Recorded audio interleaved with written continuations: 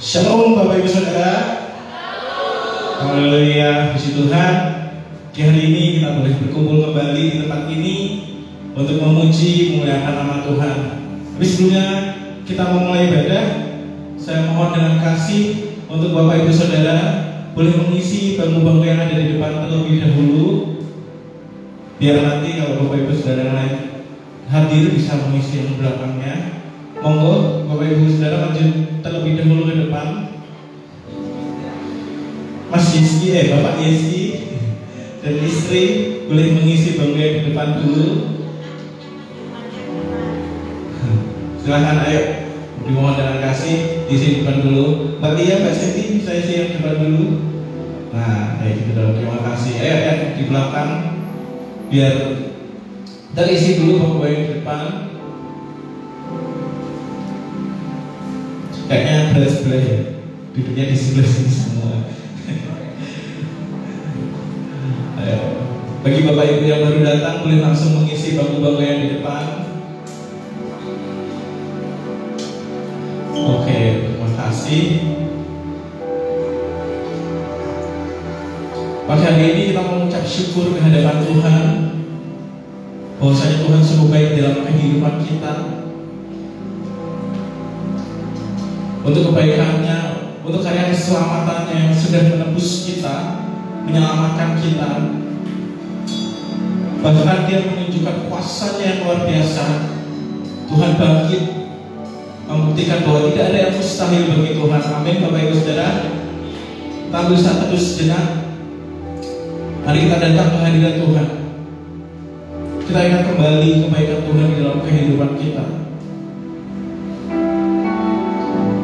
Kalau kita boleh ada sampai pagi hari ini semua karena anugerah Tuhan. Ini semua karena kasih setia-Nya dalam kehidupan kita. Terima kasih Tuhan.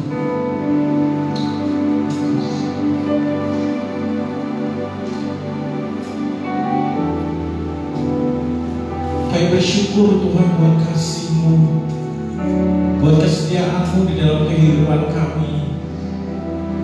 Engkau yang mati gantikan kami, bahkan Engkau yang telah bangkit, Engkau yang berkuasa atas maut, menunjukkan Engkau punya kuasa. Tidak ada yang mustahil dalam Engkau Tuhan. Dan pagi hari ini kami mau menyembah Engkau, meninggikan Engkau, Yesus Kristus Tuhan dan Raja kami. Supaya Engkau yang layak dipuji, Engkau yang layak ditinggikan Tuhan. Terima kasih Tuhan. Terima kasih Tuhan. Terima kasih. Terima kasih buat pengorbanan. Terima kasih untuk karya keselamatan. Kau yang tebus gantikan kami. Ketika kami mau meninggikan Engkau, Yesus Tuhan dan Raja kami.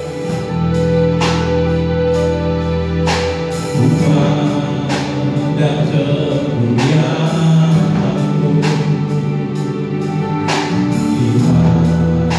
bersama aku, Kau memilikiku, Yesus Kristus Tuhan.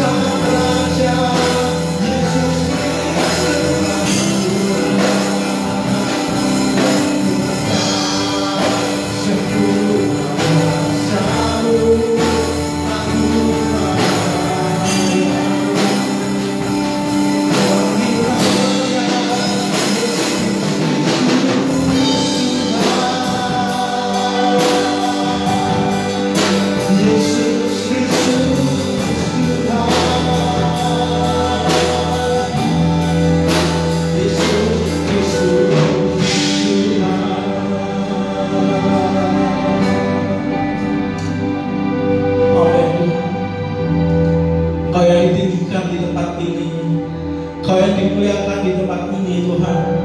Terima kasih Tuhan, terima kasih Kau sungguh luar biasa buat kami. Dan pagi hari ini kami mau merayakan kebangkitan-Mu yang luar biasa dalam kehidupan kami.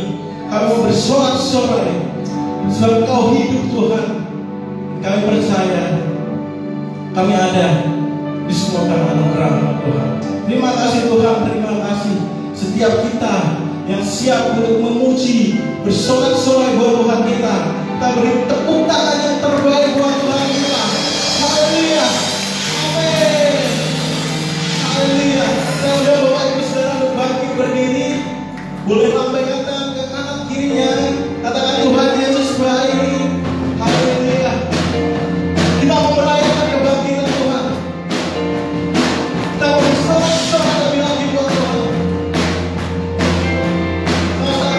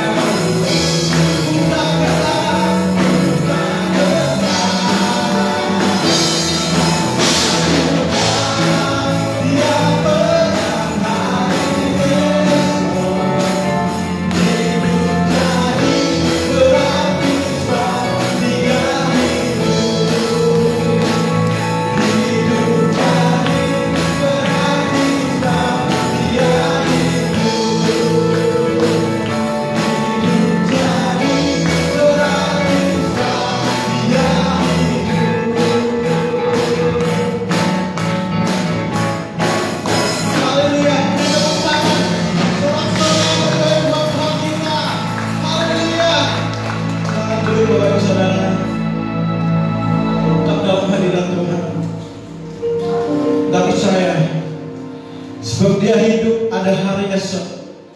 Sebab Dia hidup, kita akan gentar lagi. Apapun yang terjadi saat ini, apapun yang kita hadapi saat ini, kita mau percaya bahwa kasih-Nya, janji-Nya tidak pernah gagal di dalam kehidupan kita. Tidak ada yang mustahil bagi Tuhan. Sebab itu kami mau percaya Tuhan, bahwa di dalam nama-Mu ada kuasa yang luar biasa.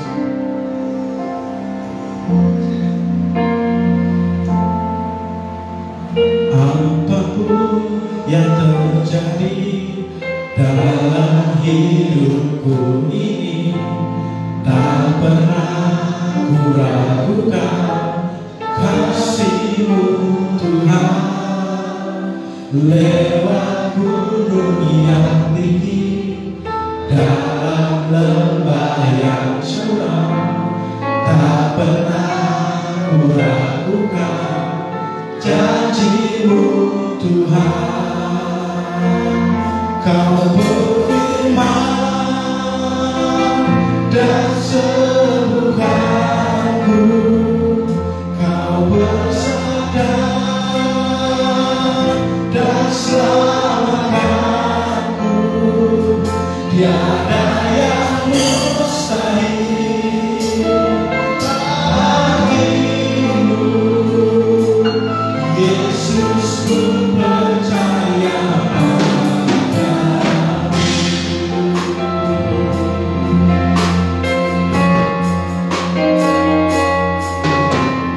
Apapun yang terjadi dalam hidupku ini, tak pernah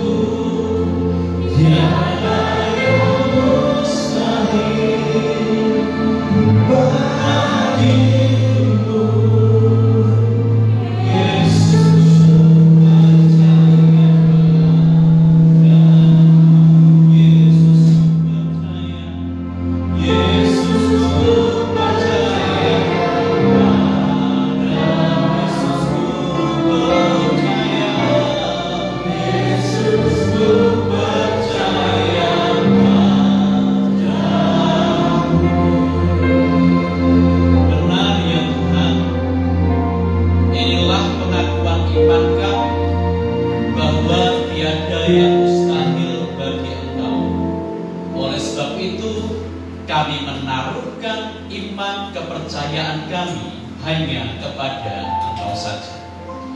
Kami telah menaikkan ucapan syukur kami Tuhan lewat puji-pujian, dan tiba saatnya kami ingin mendengarkan firman Tuhan. Ajari kami untuk menjadi seperti Maria yang tahu mana prioritas yang terbaik, yaitu duduk diam, fokus mempedulikan firman-Mu, karena kami tahu firman-Mu adalah kesegaran bagi jiwa dan roh kami. Allah Roh Kudus, kami memberikan waktu seluas-luasnya bagi Engkau untuk beracara penuh Tuhan di dalam pemberitaan firman Tuhan kali ini. Pakailah hamba-Mu yang sederhana ini dengan menggunakan tutur kata yang sederhana, sehingga setiap firman Tuhan yang disampaikan semua dapat kami terima, tertanam, berbuah di dalam kehidupan kami. Kami serahkan waktu pemberitaan firman Tuhan ini hanya di dalam nama Tuhan Yesus. Kami berdoa, haleluya, amin. Silakan duduk Bapak Ibu Saudara dikasih Tuhan. Shalom Bapak Ibu Saudara dikasih Tuhan. Puji Tuhan, luar biasa. Saya mendapatkan Bapak Ibu semua dalam keadaan sehat, dan gereja ini juga masih terisi penuh. Itu menandakan apa?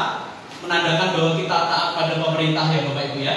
Tidak mudik, tetap ada di kota masing-masing. Dan saat ini saudara, kita akan belajar kebenaran firman Tuhan yang terambil dari 2 Korintus pasal yang ke-13 ayat yang ke-11 sampai dengan ayat yang ke-13. 2 Korintus pasal yang ke-13 ayat 11 sampai dengan ayat yang ke-14. Bagian ini merupakan penutup dari seri pembelajaran kurikulum di gereja kita, yaitu di 2 Korintus.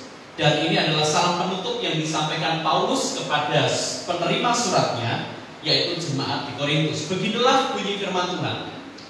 Akhirnya, saudara-saudaraku, bersukacitalah, usahakanlah dirimu supaya sempurna. Terimalah segala nasihatku, sehati sepikirlah kamu, dan hiduplah dalam damai sejahtera Allah.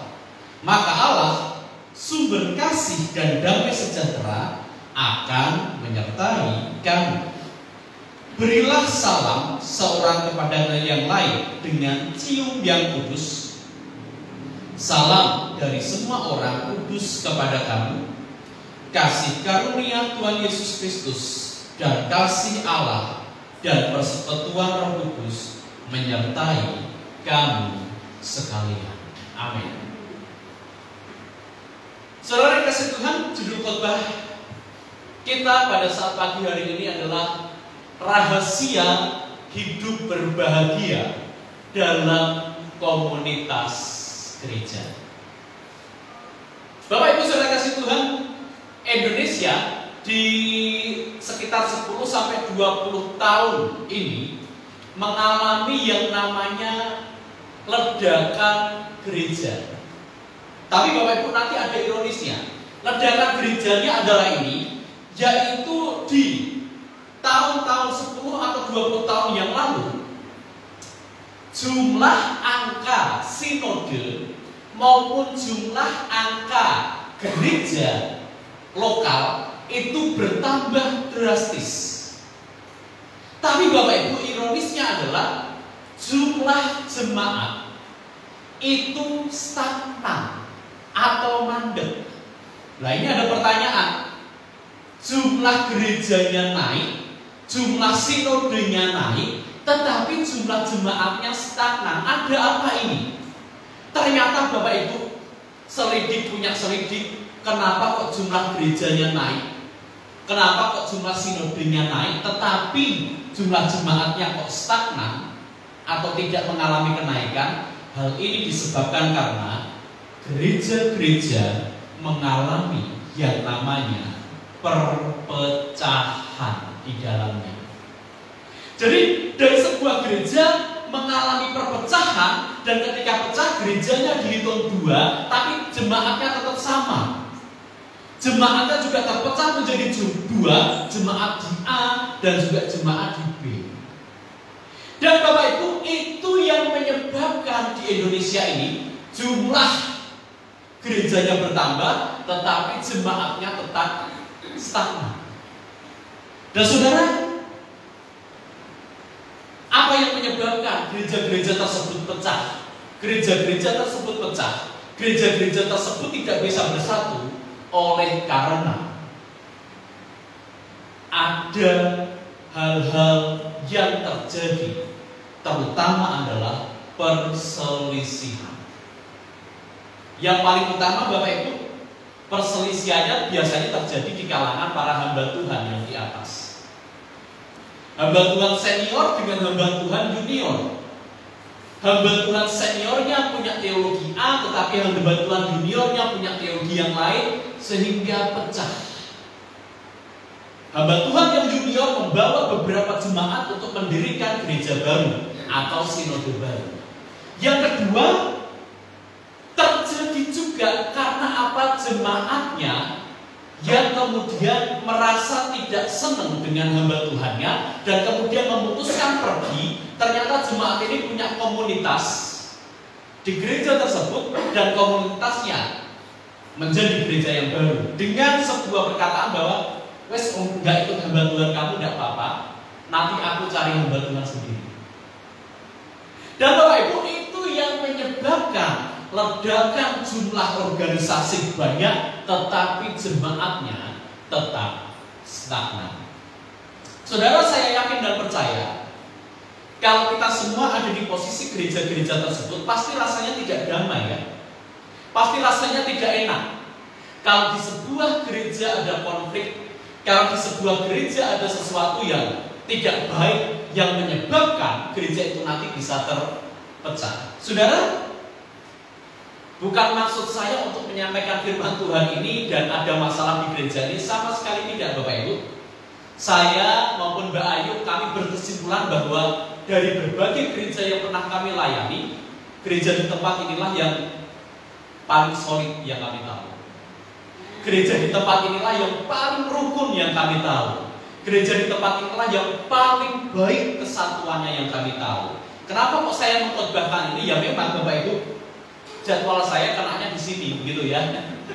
Karena memang kan kita mempelajari cara berurutan dan memang jadwal saya adalah di bagian ini. Nah saudara, seperti tadi saya katakan, kalau di dalam jemaat ada perselisihan, di dalam jemaat ada ketidakharmonisan, ini bisa menimbulkan perpecahan dan bisa menimbulkan hal-hal yang tidak baik ke depannya. Oleh sebab itu saudara, pagi hari ini kita belajar rahasia hidup berbahagia dalam komunitas gereja itu bagaimana. Karena Bapak Ibu, percuma kalau kita hidup berkomunitas dalam gereja tidak ada kebahagiaan di dalamnya.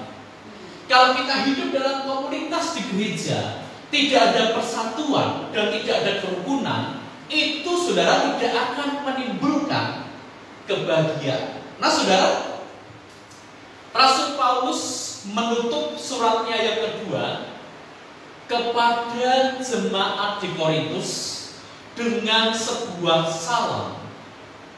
Salamnya cukup manis, salamnya cukup bagus, yang kalau mau kita ringkas Bapak Ibu, isi salam ini adalah supaya jemaat di Korintus tetap satu, supaya jemaat di Korintus tetap solid, supaya jemaat di Korintus tetap bersatu walaupun masalah datang di dalam kehidupan mereka.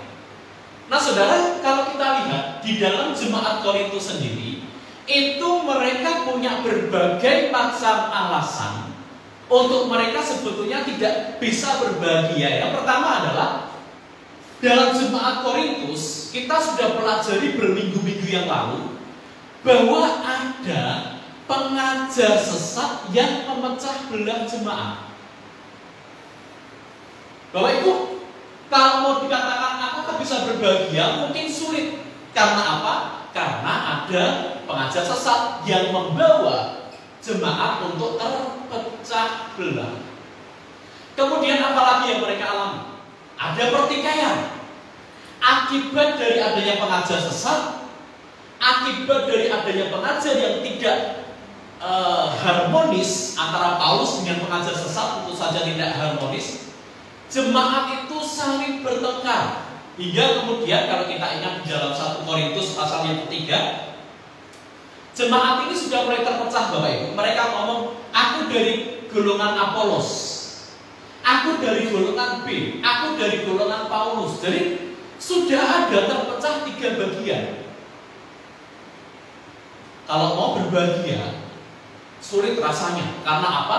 Jemaat masing-masing sudah mempunyai blok bahwa aku hamba Tuhanku ini. Sebetulnya seolah-olah jemaatnya satu, tetapi ternyata sudah terpecah. Apakah bisa bahagia? Tidak. Mereka juga tidak bisa bahagia karena apa? Jemaat itu menderita secara jasmani juga. Mereka juga menderita dan tidak bisa bahagia karena Paulus tidak segera berkunjung. Paulus mau datang, jemaat sudah senang. Yes, Paulus datang. Nanti pasti Paulus akan meluruskan ajaran. Nanti Paulus pasti akan menyingkirkan guru-guru palsu. Ternyata Bapak Ibu tidak jadi datang. Jemaat Korintus punya alasan untuk tidak berbahagia sebagai sebuah jemaat. Tetapi saudara, di akhir suratnya Rasul Paulus memberikan rahasia hidup berbahagia dalam gereja. Rahasia supaya jemaat Tuhan tetap bersatu. Rahasia supaya jemaat Tuhan tetap solid. Rahasia supaya jemaat Tuhan terus bergandeng tangan. Apa saja rahasianya? Setidak-tidaknya Bapak Ibu, ada 4 nasihat Rasul Paulus supaya jemaat Korintus berbahagia, dan 4 nasihat ini juga menjadi nasihat kita semua supaya kita semua berbahagia juga dalam komunitas jemaat. Tapi Bapak Ibu, ketika saya mempelajari bagian ini, ternyata resep bahagia ini juga ternyata bukan hanya bagi jemaat, bagi keluarga, bagi pasangan suami istri. Resep ini nanti juga bisa kita manfaatkan bersama-sama. Saudara, apa resep pertama dari Rasul Paulus supaya kita berbahagia dalam komunitas yang kita miliki, entah jemaat, entah keluarga? Resep yang pertama adalah hiduplah sehati sepikir. Bapak Ibu perhatikan ayat 11 bagian B. Rasul Paulus ngomong begini, sehati sepikirlah kamu. Saudara, resep pertama, resep utama bagi kebahagiaan sebuah komunitas, terutama sebuah komunitas gereja, adalah tidak lain tidak bukan harus hidup sehati sepikir. Sebagai sebuah komunitas, yang komunitas itu Bapak Ibu ada banyak jemaat, secara otomatis saudara dikasih Tuhan pasti juga ada banyak pikiran, betul ya? Kalau saya ibaratkan di sini Bapak Ibu, ini sebagai contoh, saya lihat di sini kurang lebih mungkin antara 65 sampai 70 orang. Apakah pikirannya sama semua? Tentu tidak. Betul ya? Masing-masing punya pikiran dan ide-ide yang luar biasa. Dan ide-ide ini harus, pikiran-pikiran ini harus kemudian kita cari cara supaya apa?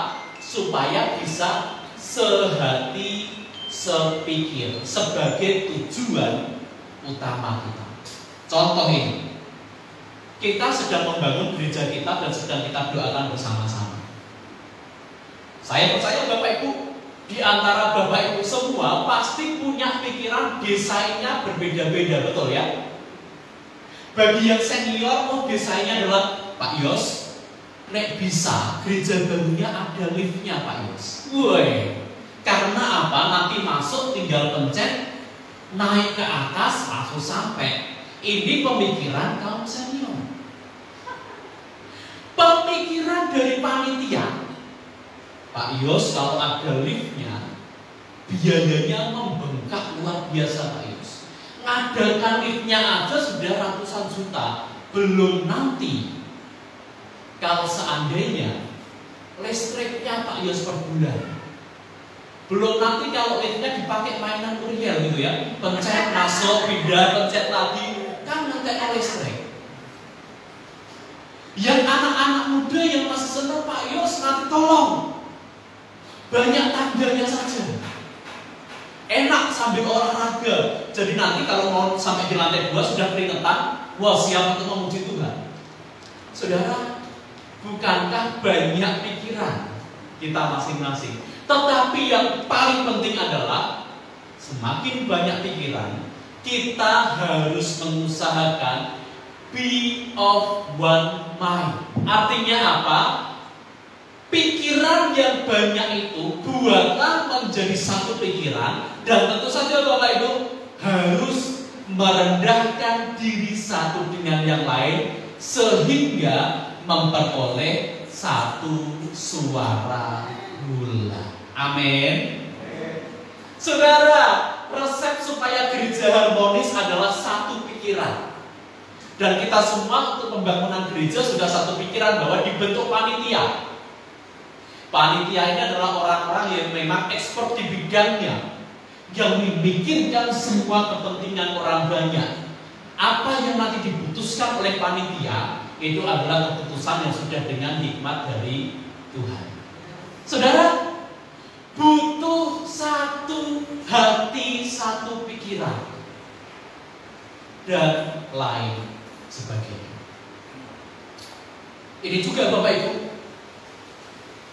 yang ada juga di dalam kehidupan rumah tangga. Rumah tangga bisa berbahagia manakala kita satu pikiran antara suami, istri, dan anak-anak. Dulu ketika kami baru pertama kali menikah Bapak Ibu, saya orangnya cukup praktis, dan saking praktisnya saya punya pikiran bahwa anak cukup satu. Wah, praktis ya. Anak satu, nanti tabungan pendidikan khusus untuk anak ini nggak terpecah, nanti pikirannya khusus anak ini nggak terpecah, dan lain sebagainya. Tapi kemudian istri saya ngotot, pengen 3. Mbak Ayu pengennya enggak lah, nek satu kasihan nggak ada temennya, nek 3 kan enak, berantem bareng gitu, kita nanti tinggal jadi wasit gitu ya. Hingga Bapak Ibu kami putuskan bahwa oke lah, cukup 2. Saya nggak tahu Mbak Ayu sekarang ini masih berpikiran untuk 3 atau tidak. Tapi kami sudah pada sampai kesimpulan oke lah, cukup 2 ini. Pengaturan keuangan kami dan juga lain sebagainya kami aturkan, dan yang lain sebagainya. Termasuk juga Bapak Ibu kami merindukan adanya sebuah rumah untuk kami. Kami menabung sedikit demi sedikit, dan kami kemudian saling tukar pikiran.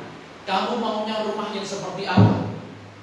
Nek saya Bapak Ibu, saya sharing kepada Mbak Ayu, aku pengennya dari desa kembali ke desa. Jadi nanti Bapak Ibu pikiran saya adalah oke, kerjanya di kota, tapi nanti masa tua di desa, bangun tidur, buka jendela, menghirup udara yang segar, dan yang lain sebagainya. Tapi Mbak Ayu berkata bahwa enggak, aku sudah hidup di desa berpuluh-puluh tahun. Dari desa ke kota, menetaplah di kota. Terjadi perbedaan pikiran, tetapi Bapak Ibu di perbedaan pemikiran ini satukanlah menjadi satu pikiran. Hingga Bapak Ibu kesimpulan kami adalah oke, kita cari rumah di tengah-tengah, yaitu apa? Di pinggiran saja. Tidak kota, tidak desa, tapi di pinggiran. Mau ke desa dekat, mau ke kota juga dekat. Saudara, butuh satu pikiran, butuh yang namanya kesatuan. Satu pikiran membutuhkan perendahan diri, sehingga sampai kepada suara yang bulat. Saudara, pertengkaran terjadi, ketidaksatuan terjadi manakala kita mempertahankan ego masing-masing. Minta tolong salah seorang membacakan nasihat Paulus bagi Euodia dan Sintike di Filipi 4 ayat yang ke-1.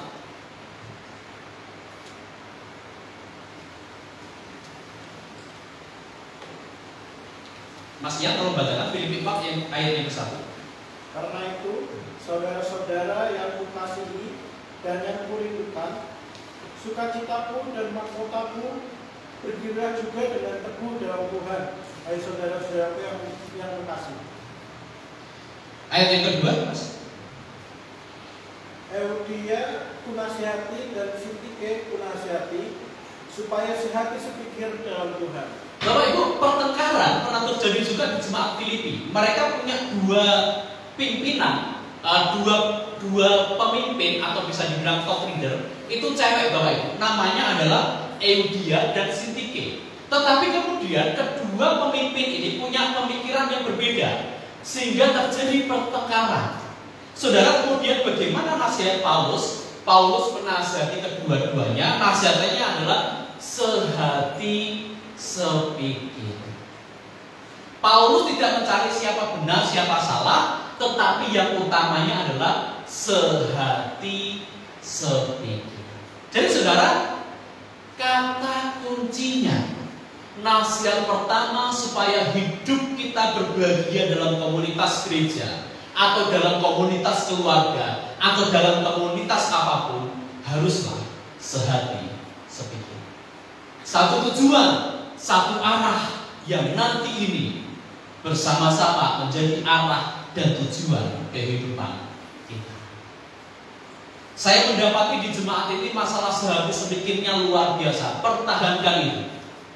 Karena kalau kita sehati sepikir, kebahagiaan di tengah-tengah jemaat bisa kita rasakan bersama-sama. Amin. Resep yang pertama kalau mau berbahagia dalam komunitas adalah sehati sepikir. Resep yang kedua, Bapak Ibu, kembali lagi di dalam 2 Korintus pasal yang ke-13. 2 Korintus pasal yang ke-13 ayat yang ke-13c. Bagaimana dalam komunitas itu bisa berbahagia kalau seandainya kita semua mengusahakan hidup dalam damai sejahtera. Begini bunyi firman Tuhan ayat 11 bagian C, hiduplah dalam damai sejahtera, maka Allah sumber kasih dan damai sejahtera akan menyertai kamu.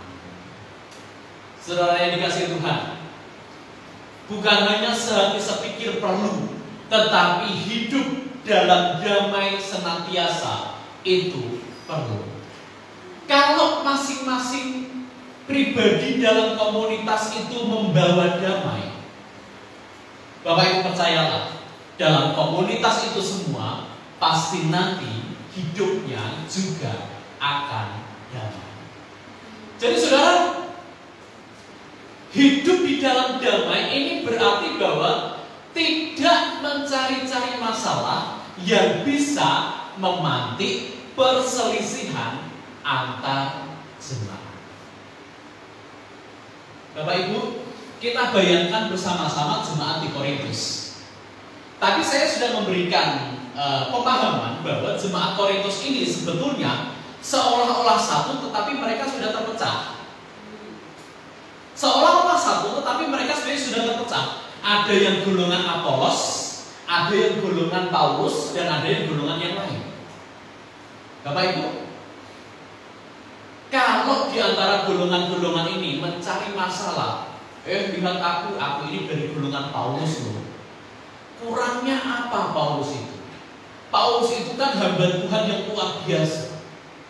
Kemudian golongan yang lain juga kemudian Bapak Ibu memantik-mantik masalah seperti anak kecil yang kemudian saling beradu, bapakmu kerja apa? Bapakku kerjanya apa? Kerjanya polisi. Bapakku kepalanya polisi. Bapakku astronot. Sehingga tidak masuk akal Bapak Ibu. Nah, sikap-sikap yang seperti inilah yang nanti tidak akan membawa kepada kebahagiaan. Saudara, mari kita menjadi sesama pembawa damai, sehingga kita mau berkorban supaya kesatuan di dalam jemaat itu terjaga. Harus saling membawa damai. Bukan kemudian mencari-cari masalah supaya kemudian timbul perselisihan. Contoh Bapak Ibu, tiba-tiba saya dan Mbak Ayu dan Uriel datang ke Ketilen naik mobil. Wah, kemudian semua, Mas Ragil biasanya naik motor, kok ini naik mobil ya? Kemudian disebarkan bahwa Mas Ragil ini mungkin pelihara babi ngepet. Sehingga bisa uangnya banyak, bisa beli mobil. Sama Bapak Ibu ke kasus yang sedang viral ya. Ada isu tentang babi ngepet, kemudian ada tetangga yang ngomong, tetanggaku itu nggak pernah keluar, nggak pernah kerja, kok tiba-tiba kaya. Pasti babi ngepet itu. Padahal kerjanya lewat HP. Nah saudara, orang-orang seperti inilah adalah orang-orang yang sukanya mencari masalah, tidak mencari klarifikasi sebenarnya. Dan sikap seperti ini harus kita hilangkan. Masing-masing kita harus menjadi pembawa damai. Bapak Ibu, hidup dalam damai itu berarti bahwa kita harus bergantung kepada Allah yang adalah sumber kasih dan damai. Dua kunci, Allah ada kasih dan ada damai dalam hati kita. Jadi Bapak Ibu, ternyata pembawa damai ini juga tergantung dengan kualitas kerohanian kita. Orang-orang yang dekat dengan Allah, orang-orang yang menjaga kerohanian dengan Allah, Allah itu adalah kasih dan damai. Bagi orang-orang yang dekat, dia akan mengalirkan damai dalam hidup kita. Dia akan mengalirkan kasih dalam kehidupan kita. Kasih yang dialirkan Allah inilah yang kita berikan kepada sesama. Makanya Bapak Ibu, bagi orang-orang yang tidak membawa damai, bisa dipastikan bahwa rohani mereka juga kering. Betul ya?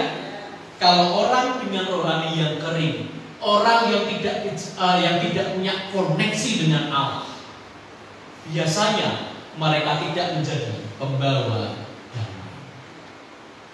Oleh sebab itu Bapak Ibu, rahasia yang kedua yang diberikan oleh Rasul Paulus adalah hiduplah sebagai pembawa damai sejahtera.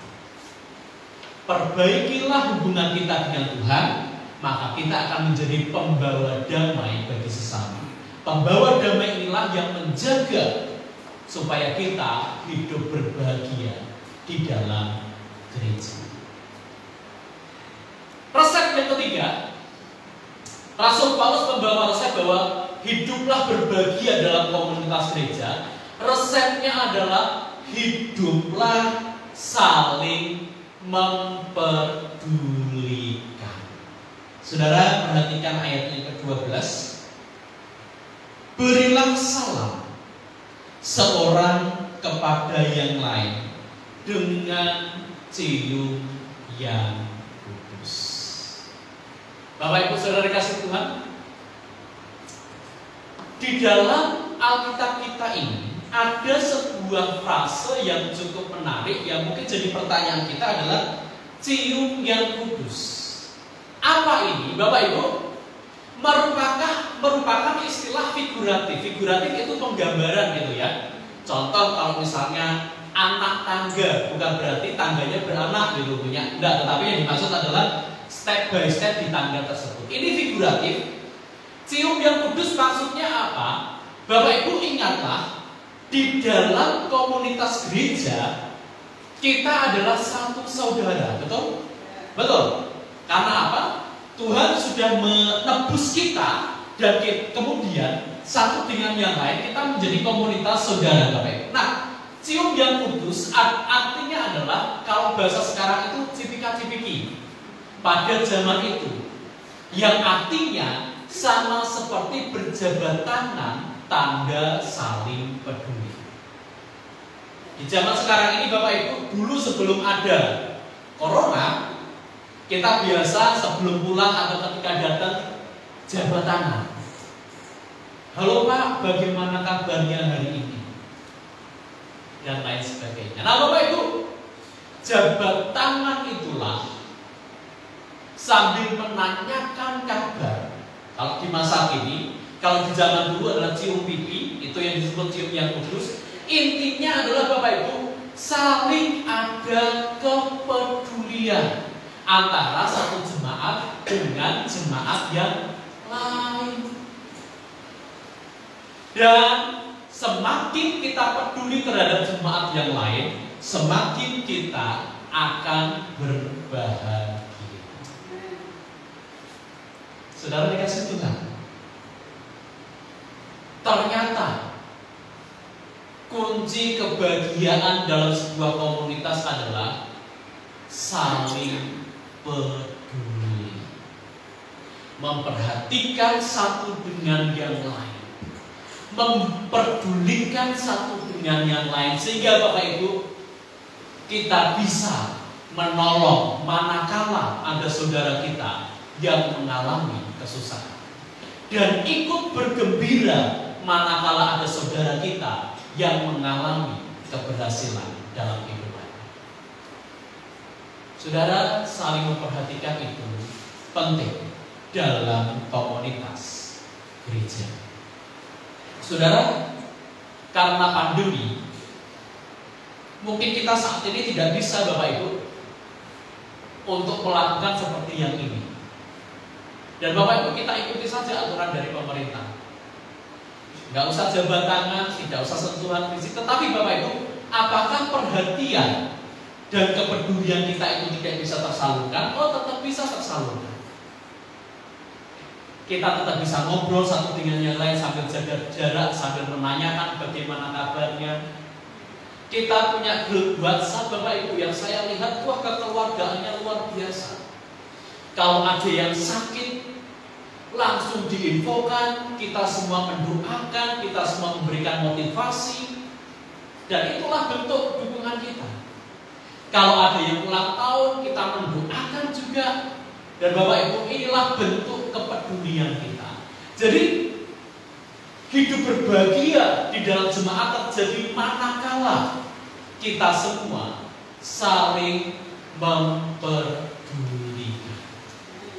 Saudara, masalah memperdulikan untuk jemaat ini sudah tidak bisa untuk kita sepelekan. Saya menilai, wah, jemaat di sini luar biasa untuk kepedulian satu dengan yang lain.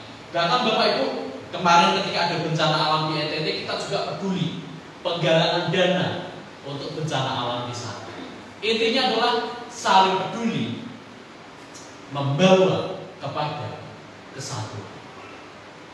Dan kemudian nasihat terakhir dari Rasul Paulus, rahasia keempat supaya hidup kita berbahagia, entah dalam komunitas gereja, entah dalam komunitas keluarga, adalah kita semua harus hidup dalam pimpinan Allah Tritunggal. Saudara, perhatikan ayat yang ke-13 bagian B. Kasih karunia Tuhan Yesus Kristus dan kasih Allah dan persekutuan Roh Kudus menyertai kamu sekalian. Bapak Ibu saudara kasih Tuhan, kalau rahasia 1 sampai rahasia yang ketiga itu kita usahakan lewat diri kita, sehati sepikir kita usahakan. Kemudian Bapak Ibu menjadi pembawa damai kita usahakan. Juga kemudian Bapak Ibu tadi saling memperhatikan kita usahakan. Jangan lupa ada aspek ilahi yang menjaga kesatuan dalam sebuah komunitas.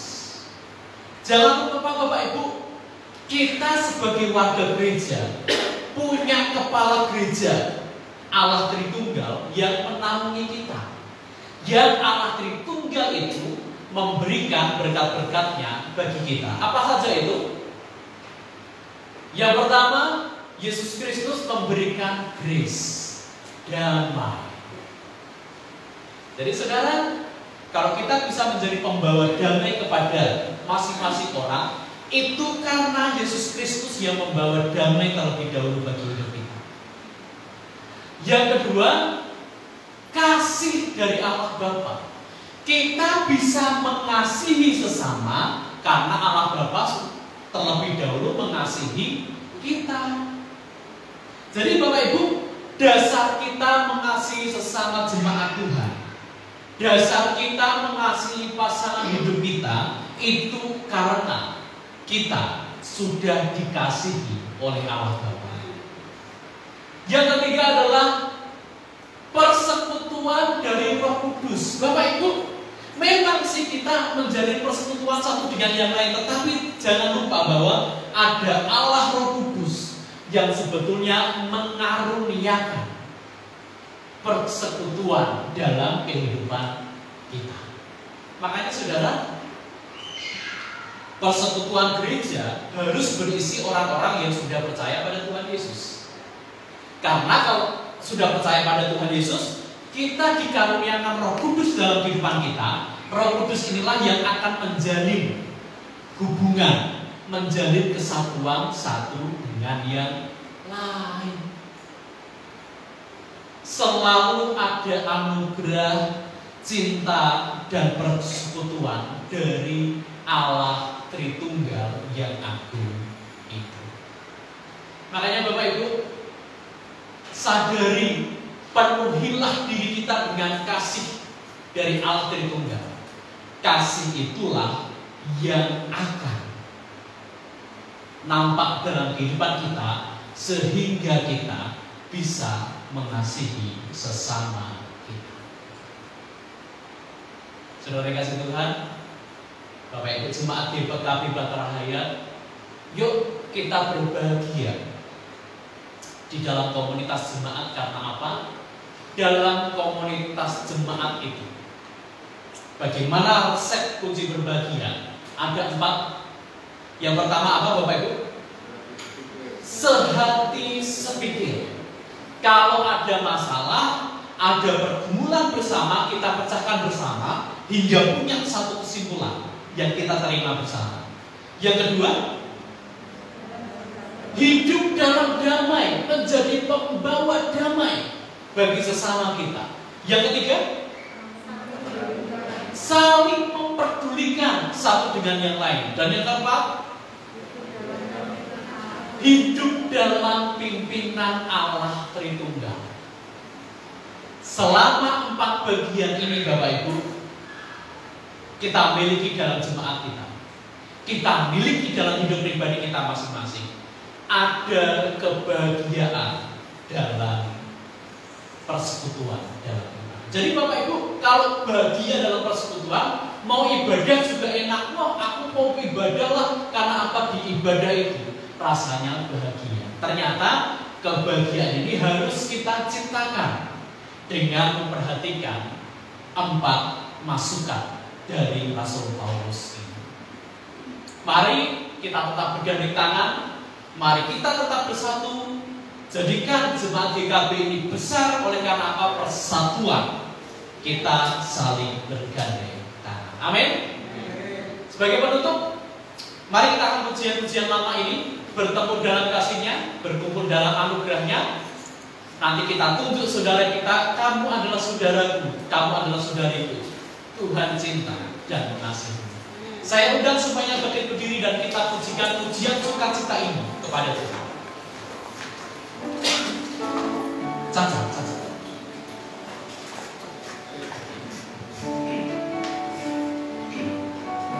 Mari kita tepuk tangan semua. Kita pujikan pujian itu. Dan Tuhan kasih-Nya, berkumpul dalam anugerah-Nya, sukacita sebuah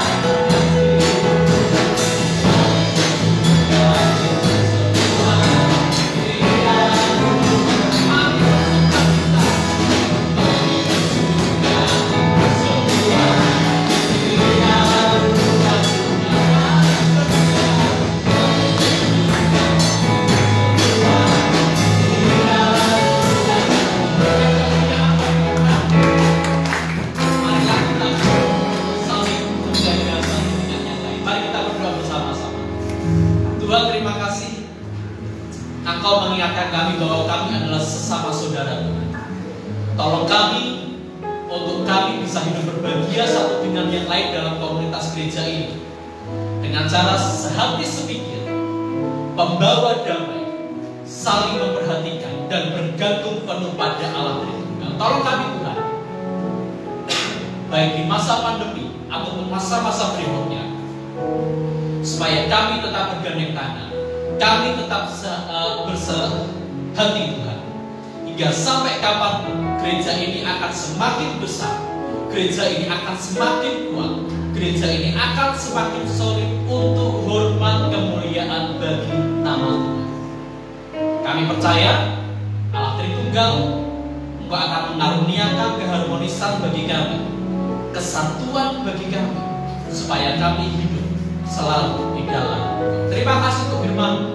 Kami pegang firman untuk selamanya, supaya hidup kami harmonis di dalam sesama keluarga Tuhan. Hidup kami berbahagia hingga pada akhir. Kami menutup firman Tuhan saat pagi hari ini dalam nama Tuhan Yesus. Haleluya. Amin. Silakan duduk Bapak Ibu Saudara. Menyampaikan salam dari Bapak Ibu Gembala kita yang saat ini melayani di Pos PI di Pati. Kita doakan supaya pelayanannya lancar.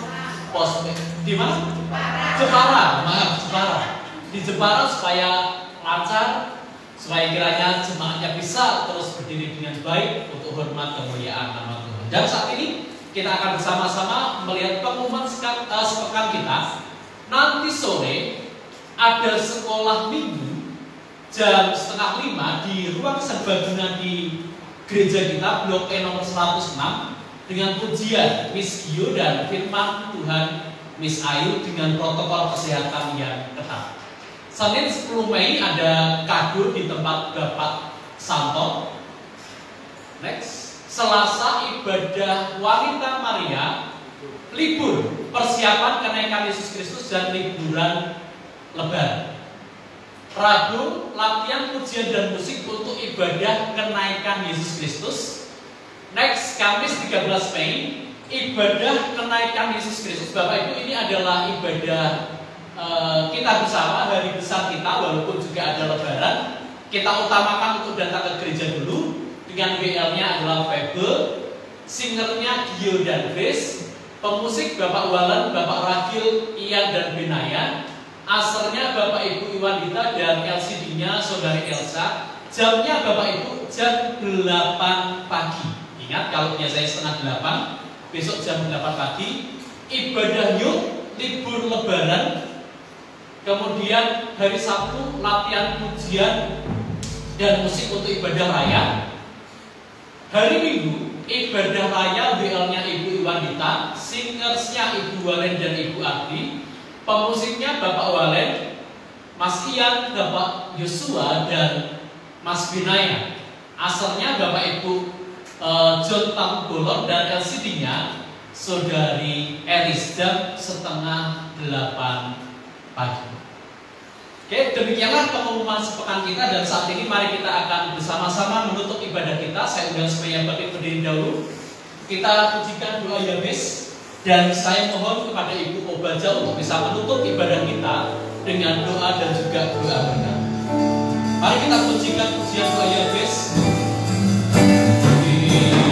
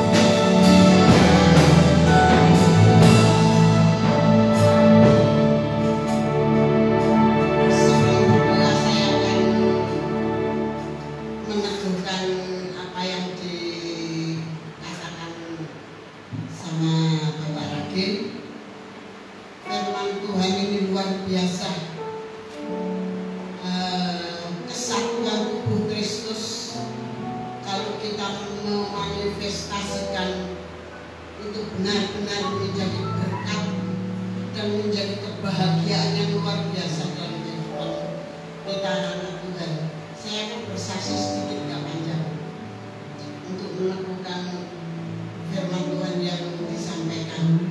Mungkin bisa duduk sebentar supaya nggak sabar. Dalam bulan yang lalu kejadiannya itu, bulan yang lalu di grup kami Tubuh Kristus Surabaya itu salah satu dari grup kami ini dapat berita dari perbatasan Pak Raul Lemon, Pak Raul Lemon,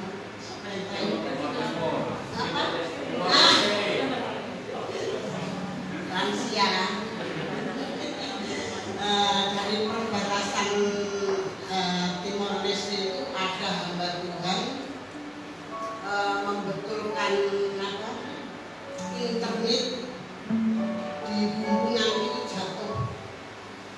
Kejadiannya itu sudah 10 tahun yang lalu. Dan hamba Tuhan ini memang hidupnya pas-pasan, jadi ya sudah menyerah aja, nggak dibawa kemana-mana, cuma diobati semampunya. Padahal itu badannya ini sudah lubang-lubangnya kawan dan sudah lumpuh, nggak bisa apa-apa. Pokok harapannya kan menyerah Tuhan, apapun yang terjadi di dalam kehidupan itu kehendakmu. Istilahnya ya bahasa kasarnya, aku siapkan menghadap Tuhan, bahasa kasarnya. Tapi namanya pertolongan Tuhan itu tidak pernah terlambat. Sudah 10 tahun kok ya bisa dipertemukan dengan salah satu dari grup kami ini, langsung di-share. Semua menanggapi dengan positif. Gimana? Siapa yang hamba Tuhan dekat di sana, siapa? Ada yang kenal nggak? Ada orang nggak? Oh ada, yang di pas di perbatasan tadi Timor Leste sana. Oh ya, saya punya teman sana. Udah hubungi Pak itu.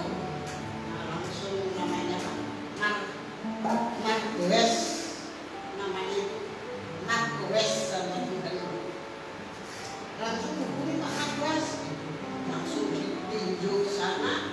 Rumahnya itu sudah mau rubuh dan tembok-tembok itu tembok gede, namanya dari bambu kan gede ya. Teknya itu sudah bolong-bolong, mau ambruk rumahnya. Dan dia keadaan lumpuh. Nah, istrinya jualan pisang untuk menghidupi hidup sehari-hari seadanya selama 10 tahun itu. Karena hamba Tuhan ini sudah tidak bisa melayani lagi, sudah terkapar, dirawat seadanya dengan istrinya.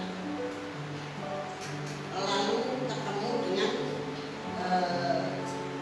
grup kami langsung tanggap saat itu, semua mengurus, ayo cepet, itu siapa yang dekat sana, kasih tahu, suruh menyebarkan ke mana ini, Timor Leste. Soalnya perbatasan Timor Leste itu nggak ada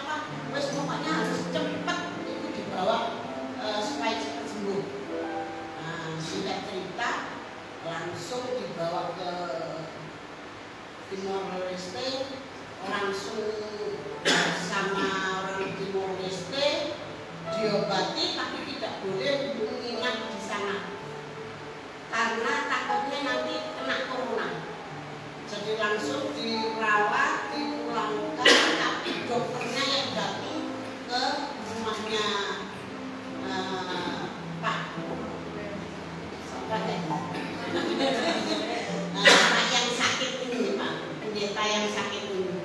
Langsung dirawat di situ. Langsung pikir-pikir, wah itu lama itu pasti. Orangnya sudah lumpuh, orangnya sudah apa ini bagian badannya ini sudah lubang-lubang, borok namanya 10 tahun, borok 10 tahun, saudara sudah bisa bayangkan kan pasti parah.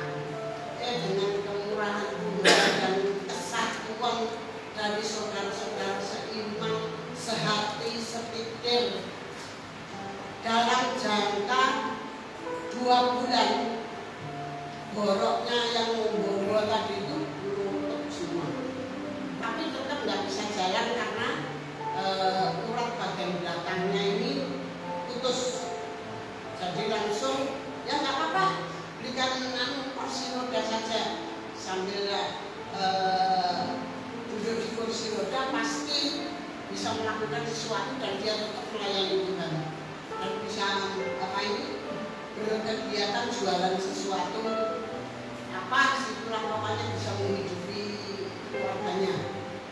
Nah, sudah tidak sampai di situ, ini bro kami ini masa uyak sampai dewe gitu, uyak sampai dewe. Lalu itu ya apa ini? Merah bolong kena robot wah mati aku sama. Nah itu jadi uyak dewe. Oh iya, ayo ini ngomongin terus, titik ayo nambahin ayo, nambahin siapa sih? Semua dikumpulkan terus ditanya Pak, anak gue sini berapa Pak biaya kalau rumah itu dibangun? Sebentar saya tak menghubungi apa ini orang yang bisa hitung. Langsung dihitung, langsung ngomong, oh katanya yang hitung itu habisnya kan udah 50 apa 65 katanya. Wah langsung mereka, ayo anak mana, ayo benar saudara. Langsung udah Pak, panggil tukang, panggil apa, cepat dibangun. Langsung hamba-hamba Tuhan yang di sana, yang dekat-dekat sana itu ada yang bisa ngutang, ada yang bisa nguri. Daripada bayar tukang nanti habisnya lebih dari itu katanya. Ayo kita keroyok. Langsung bulan kemarin itu sudah selesai semua. Oleh karena sehati, sepikir, saling mengasihi, saling memperhatikan. Luar biasa persaudaraan dalam Tuhan. Yang dimuliakan hanya nama Tuhan. Boleh tepuk tangan buat Tuhan. Saya jemaat kita di GKP sudah kebanyakan melakukan apa yang dikorbankan oleh Bapak Rakin. Amin. Itu luar biasanya kalau kita bersaudara di dalam Tuhan. Jadi kesusahannya tidak ditanggung sendiri, tapi ditanggung oleh tubuh Kristus, saudara di dalam Tuhan. Kalau saudara kandung belum tentu paling oh ya, ini saudara kandung ya. Tapi kalau saudara di dalam Tuhan, kita sehati sepikir, nama Tuhan dimuliakan. Buahnya luar biasa. Amin. Mari kita bangkit berdiri. Kami memuji kebesaran Tuhan. Dan hanya nama Tuhan yang besar.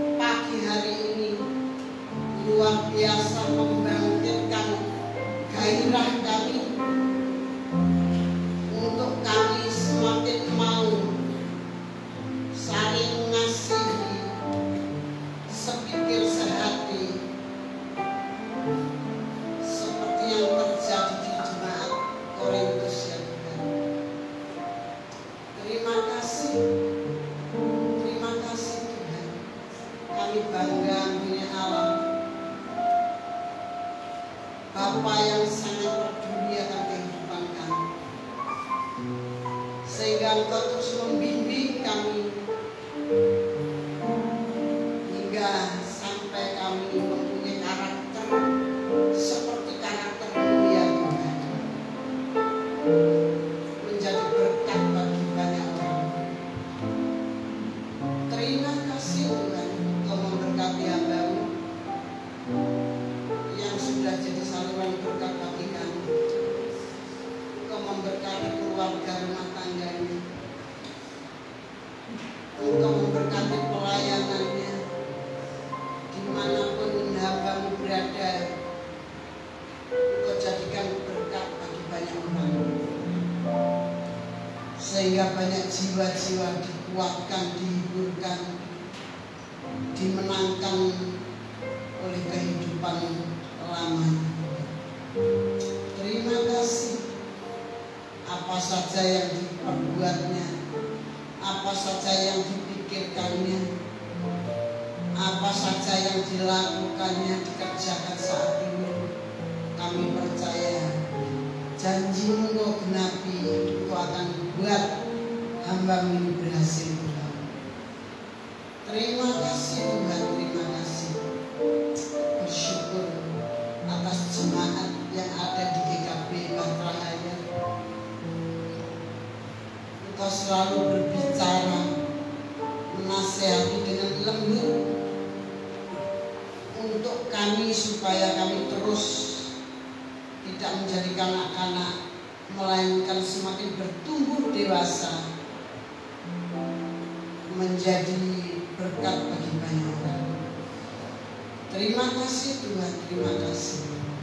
Mari kita mengangkat tangan bersama, menerima berkat yang datangnya dari Tuhan. Terimalah berkat yang datangnya dari Tuhan. Berkat anugerah kesehatan, berkat anugerah rezeki yang berkelimpahan, berkat anak-anak yang nurut kepada orang tua mengasihi anak-anak. Engkau berkati kesehatan kami semua Tuhan.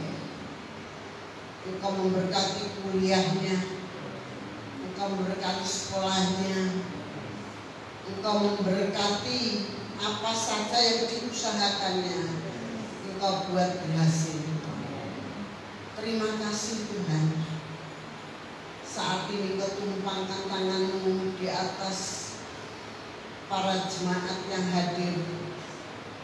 Berkat damai sejahtera yang melampaui segala akal memenuhi seluruh kehidupan jemaat yang saat ini hadir. Terima kasih Tuhan, dalam nama Bapa, Putra dan Roh Kudus yang selalu menyertai kita. Amin. Yesus memberkati. Selamat.